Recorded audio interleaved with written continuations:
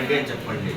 నీళ్ళు ఎక్కువ తాగడం వల్ల మనకి చాలా లాభాలు ఉంటాయి. మీకు తెలిసింది, మీరు వాళ్ళకి చెప్పండి. వాళ్ళు చాలామంది ఈ మధ్యకాలంలో ఏమవుతుంది అంటే అందరూ దాపెట్టుకుంటున్నారు, రోగానికి దాపెట్టుకుంటున్నారు. ఏమవుతుంది, హాస్పిటల్కి పిలుచుకెళ్తే ఏం చేస్తారో అన్నట్లు మీరు దానికి చెప్పాలా.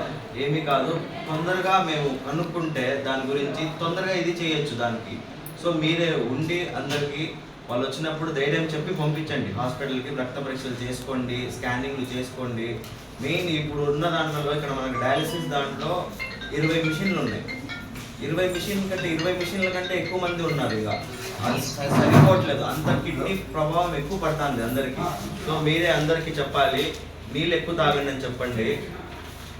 ఎక్కువ ముసలోళ్ళకి వాళ్ళకి మాత్రం చెప్పండి. బట్ ఇది మత్తు పదార్థాలు ఇవన్నీ తీసుకోకండి అని చెప్పండి. నీళ్ళు ఎక్కువ తాగి రండి అని చెప్పండి. ఏమన్నా ఉంటే తొందరగా వచ్చి గవర్నమెంట్ హాస్పిటల్లో ఇక్కడ అన్నీ ఉన్నాయి. కిడ్నీ సంబంధించి స్కానింగ్ చేస్తారు, కిడ్నీ సంబంధించి రక్త పరీక్షలు అన్నీ చేస్తారు.